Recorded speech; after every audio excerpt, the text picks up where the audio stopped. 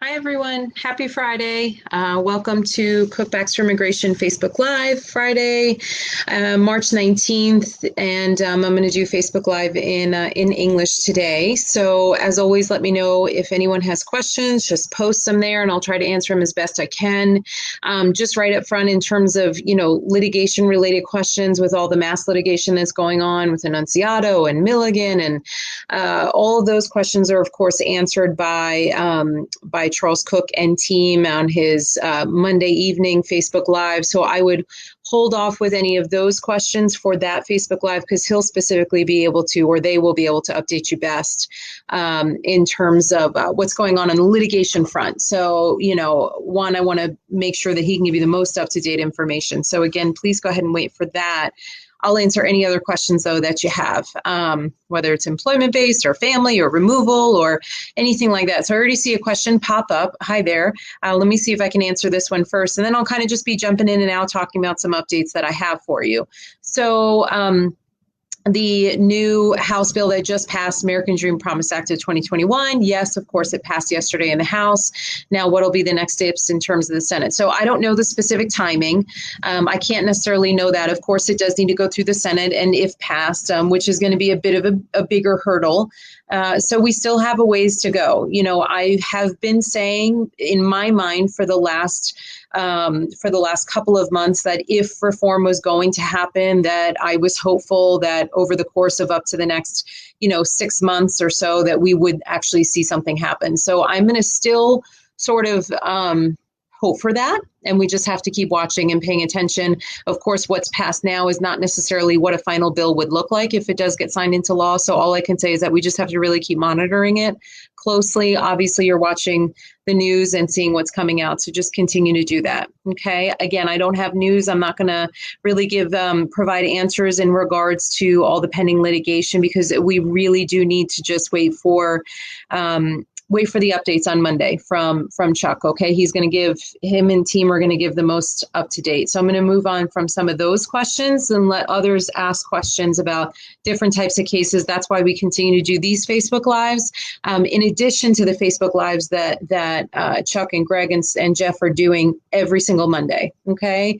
So first announcement, of course, big announcement for the last couple of weeks is TPS for Venezuela. Right. So proof of presence as of March 2021 and before that, little or no criminal convictions. Right. If you have any criminal convictions whatsoever, whether you think they're misdemeanors, whether you think they're simply driving without a license and that wouldn't necessarily impact toward criminal convictions and eligibility, please make sure that you speak with an immigration attorney about that because those also can impact your eligibility. And I know they can be so common for individuals here undocumented without papers and get picked up for something, of course, is minor and most commonly for driving without a license. So we certainly don't want that to lead to a denial if you apply for TPS. So absolutely make sure that you speak with us first before getting together an application or before trying to file it on your own. We don't want to put you in a more complicated position than you already are if you don't currently have papers. Okay, so make sure and talk to us about that.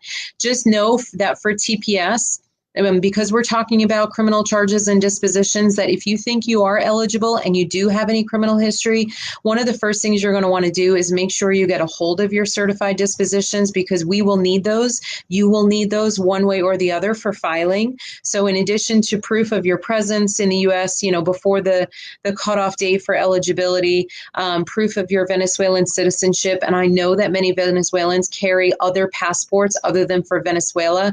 That is not necessarily an issue in terms of eligibility. The regulations seem to refer to place of last residence. Assuming that's Venezuela, you should be fine. But of course, that may be another issue that, you want to go ahead and make sure you discuss that with an immigration attorney so you don't run into any issues. Okay. And so again, get those certified dispositions collected and get those together because that's going to be one of the first things if you do schedule a consultation and want to have a call about your eligibility that we will want to talk about and we'll want to see to make sure that we can rule out any ineligibility issues. So please go ahead and do that. So of course, in addition to TPS for Venezuela, They just also redesignated TPS for Syrians, and they also just authorized TPS eligibility for nationals of Burma. So please feel free to reach out to us. In terms of Burma, they have not released the specific requirements published in the Federal Register yet, so we don't have the specifics. It is, of course, proof of presence prior to, I believe it was March 9th or March 11th. I don't want to start confusing my dates with TPS authorization, so I'll look at that again to make sure, but just, of course, in the last week or two, authorizing for Burma as well. So just remain focused on that and see, who knows if there are going to be additional TPS designations being released. Obviously, that seems to be a recent trend of our new administration right now at this point. So certainly keep an eye out if we think there's a possibility for some other countries, though I'm not sure. I can't be sure of that. On a separate note, I am starting to see DACA Advance Parole issuance. So hopefully those will start coming in, and we can start seeing more advanced paroles approved for DACA recipients, which would be great. And in answer, I don't know when the Senate is voting on the bill. I can't answer that for you, but let's keep paying attention to the news. Sometimes there are certain things that we get as quickly as you all get. But of course, we'll keep paying attention to that and hoping for the best. Basic notion of when you can start interviews in Brazil for people from the fourth round. Again, I'm not going to be the one answering those questions specifically on these Friday Facebook Lives. Please, if you can wait until Monday, you know that Chuck and team always give the latest updates on everything. Okay.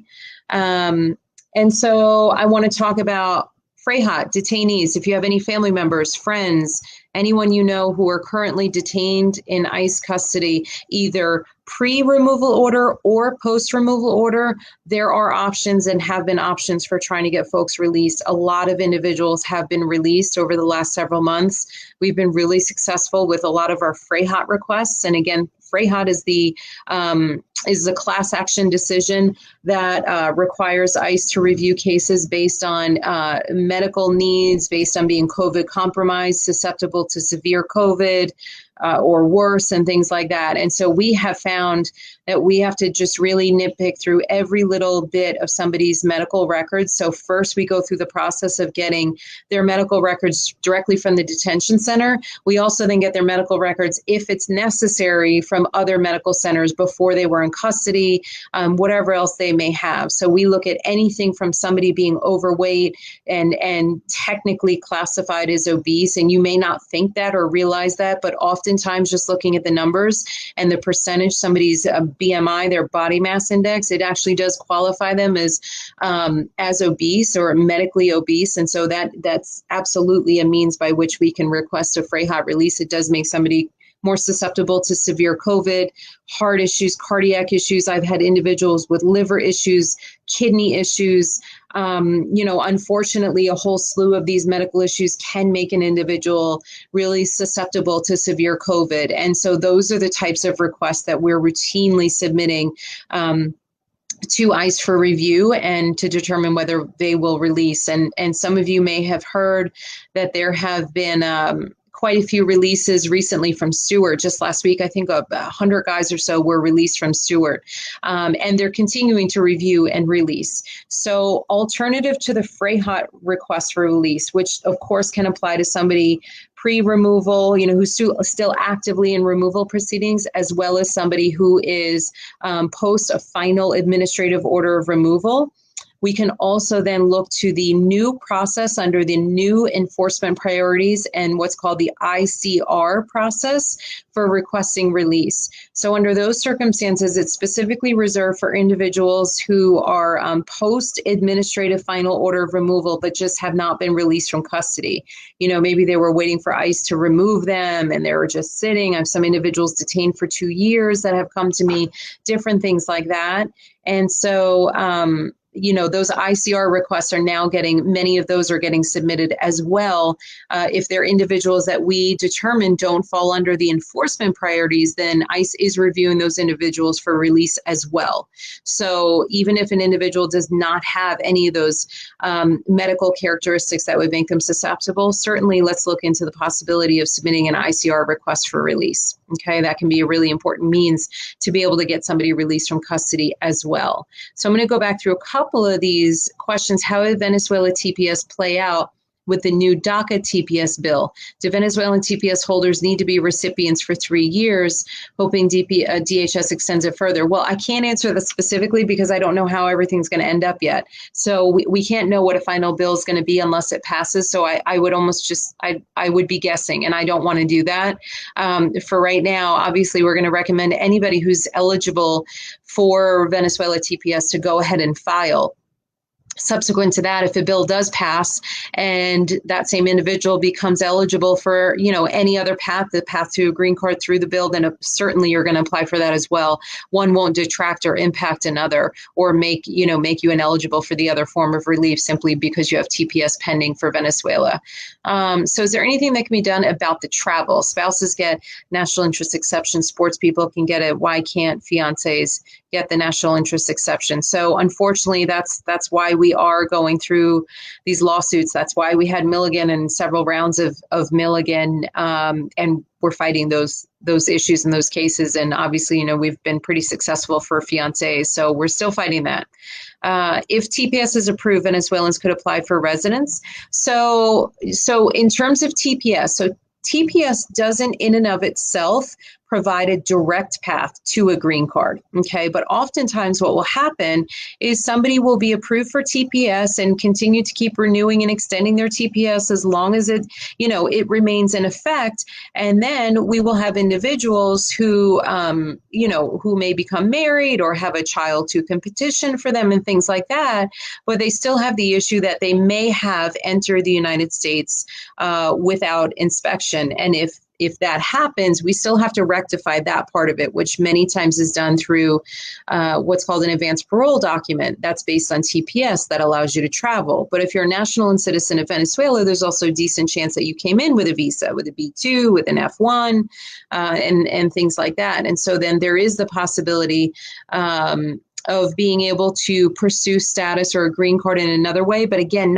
it's not directly through, it's not a direct path to a green card, not yet anyhow. And again, if reform passes, if this bill continues to progress and we're successful there, that may in and of itself provide you with a path, okay? But just understand and feel free to call and make an appointment, and we can talk about TPS for Venezuelans more specifically, apply if you can. But again, it's not per se that direct path, not at this time. It still is typically through family and other means, okay?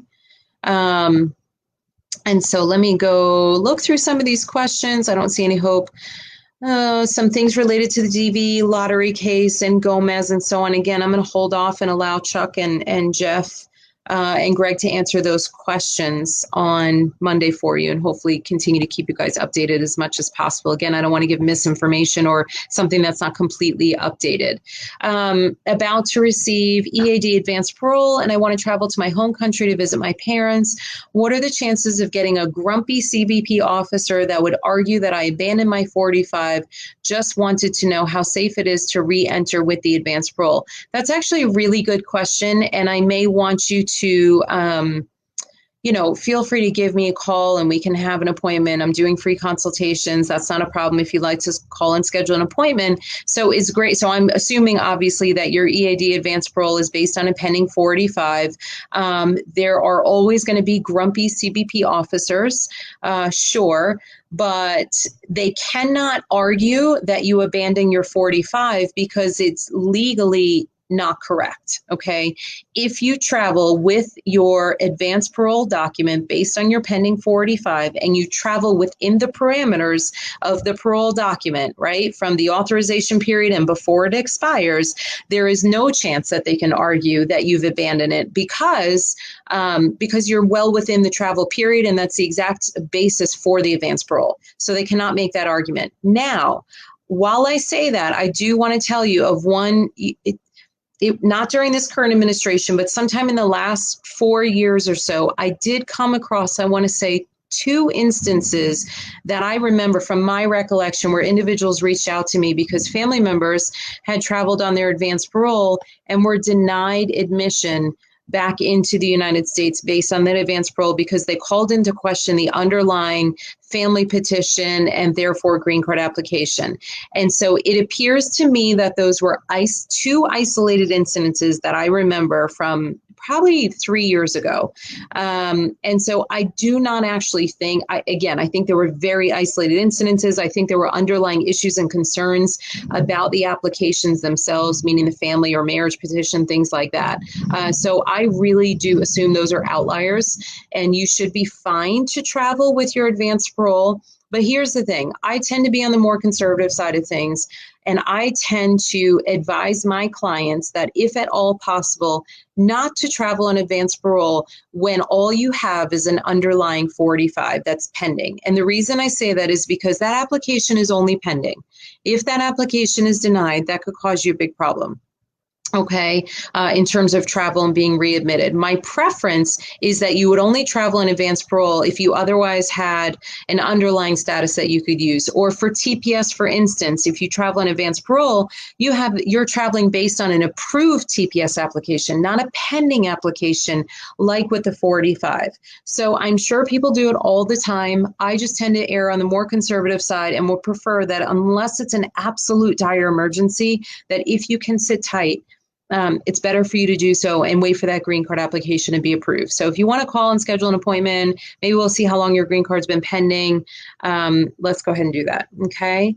So any hope for someone who has a cancellation of removal active and has DUIs? So yes, I will say there is hope. I'm going to assume that you're referring to non-LPR cancellation of removal, because if it were LPR cancellation of removal, there would be other criminal issues there because DUIs alone would not put somebody into removal proceedings. So I'm going to assume that you mean non-LPR cancellation of removal.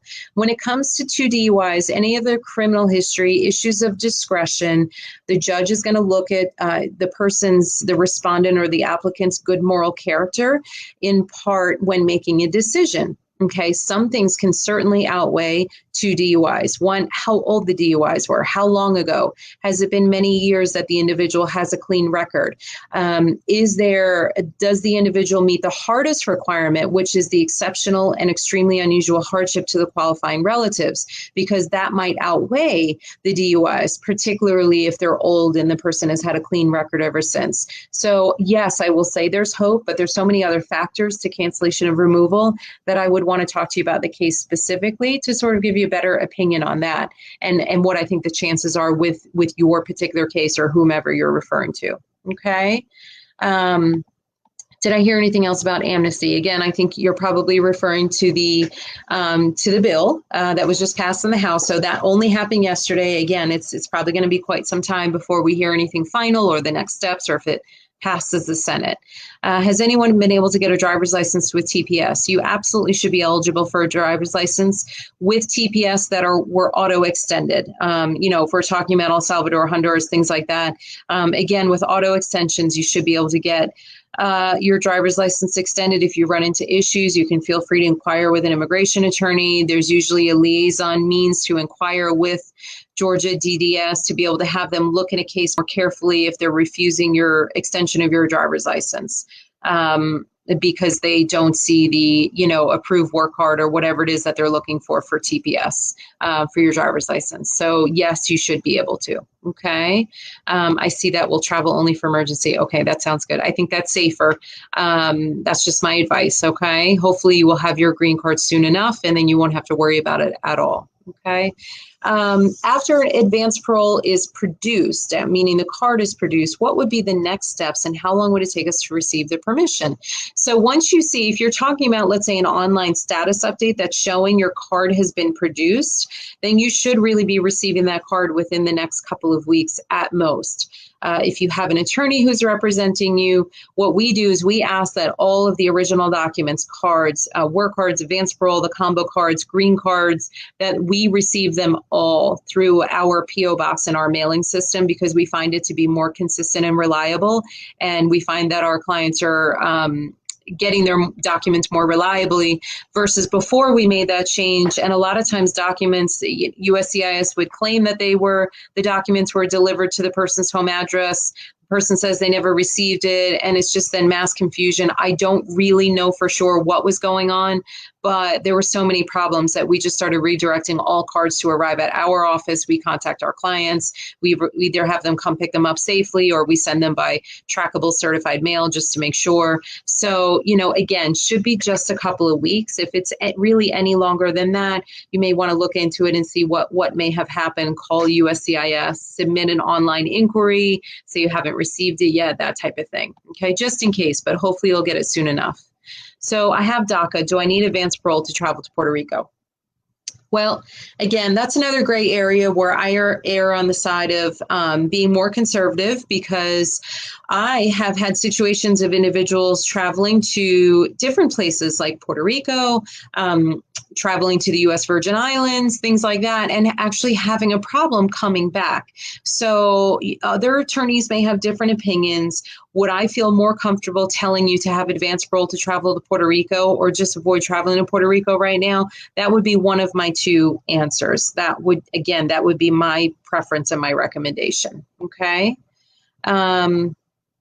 If the TPS is approved, Venezuelans could apply for residence. So I had explained this earlier. TPS is just a temporary path, temporary protection from removal. It will not specifically provide a direct path to a green card. There's still other ways, as in through family members and things like that, that one could apply for a green card. Again, if reform passes, that might provide a separate path, but there's typically not a direct path to a green card when somebody applies for and receives TPS. Okay.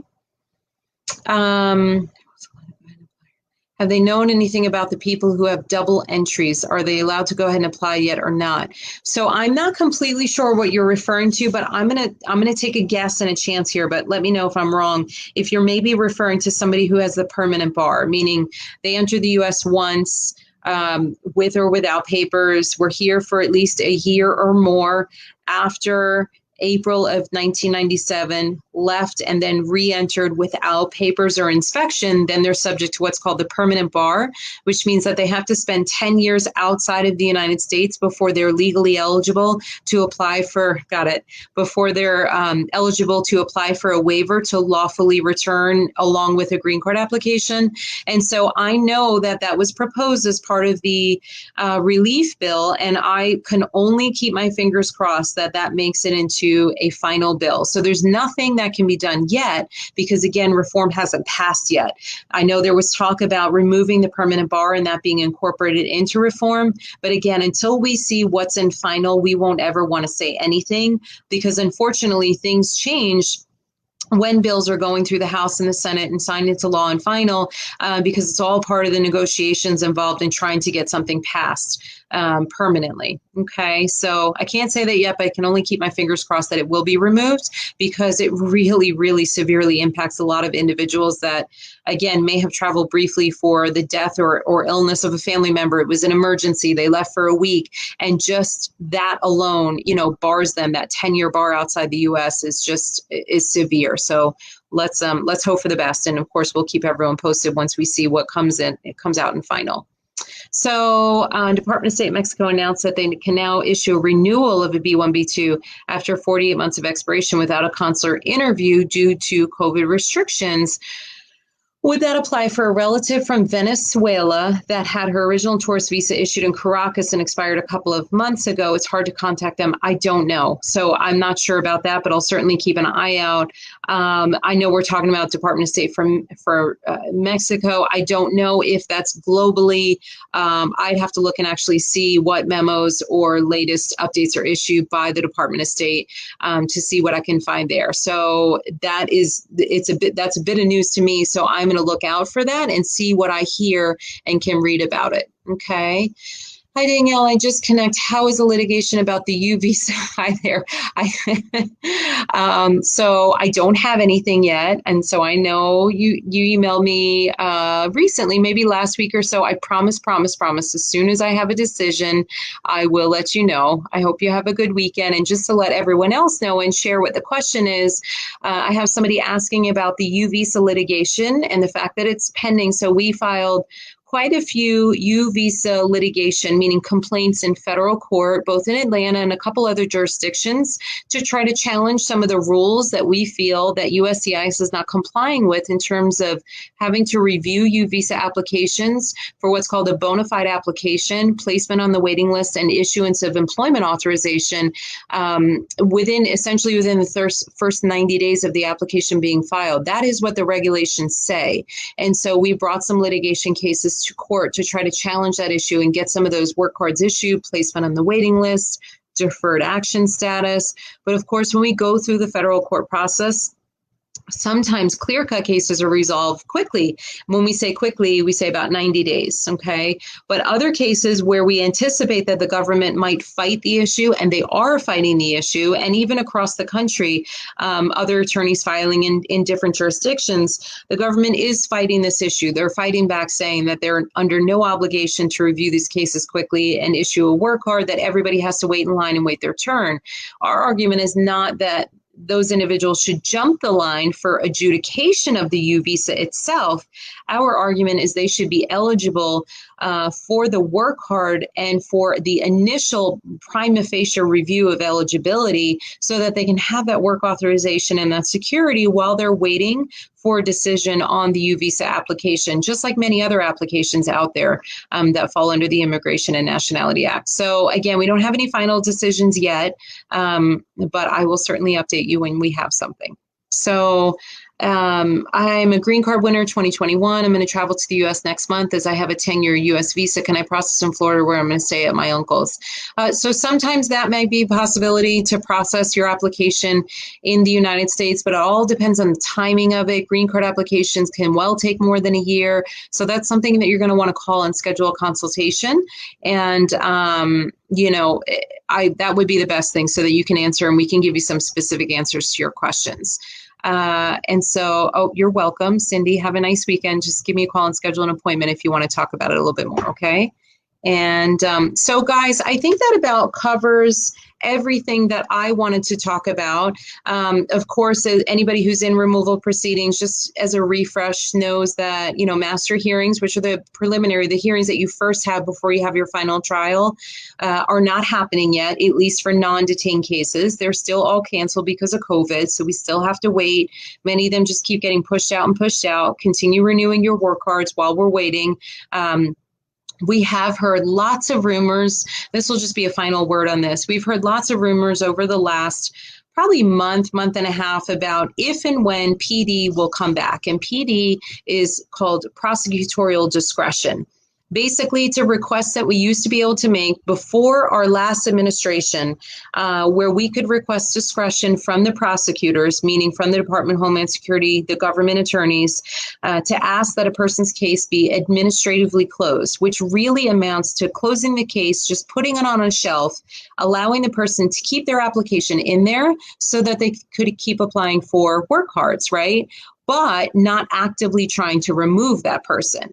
And it was really beneficial because it allowed us to file for I-601A waiver applications when somebody was eligible because their case was technically admin closed, legally speaking, and allowed them to continue with consular processing, waivers, things like that, if we were going that route. Or it allowed somebody who didn't necessarily have a very strong cancellation case because they are so difficult to win in court, to at least continue to get their work card renewed, have that security, and hopefully bide enough time to allow for reform to pass and, other avenues of relief. So again, we keep hearing these rumors. We haven't seen anything yet. The government attorneys aren't saying much about it. They're saying they haven't specifically gotten guidance, but I even know as of just a few days ago or earlier this week, one of my colleagues in my office had gone to a merit hearing and said that even though they had said, we don't have any guidance yet, we can't grant PD, they were willing to allow for a continuance, which even as of 2 weeks ago, they were still opposing continuances. So it seems like we're inching a little bit closer and closer and closer to that PD coming back. So at least now we've made some progress with the government attorney being willing to continue a case to allow for the possibility. So who knows? Maybe, maybe they've been required not to say anything, but they know it's imminent. I can't be sure, but again, it's just something else we'll keep an eye on. So, guys, it's been about 30 minutes or so. I hope I've given you some good information. And again, everybody with your DB questions, litigation questions, obviously, please tune in on Monday evening at 6 o'clock. I know that the trio are always going through their latest updates on the litigation front, and they will be able to help you there. So thank you so much. Everyone have a great weekend, and we will talk to you next week. Thanks. Bye-bye.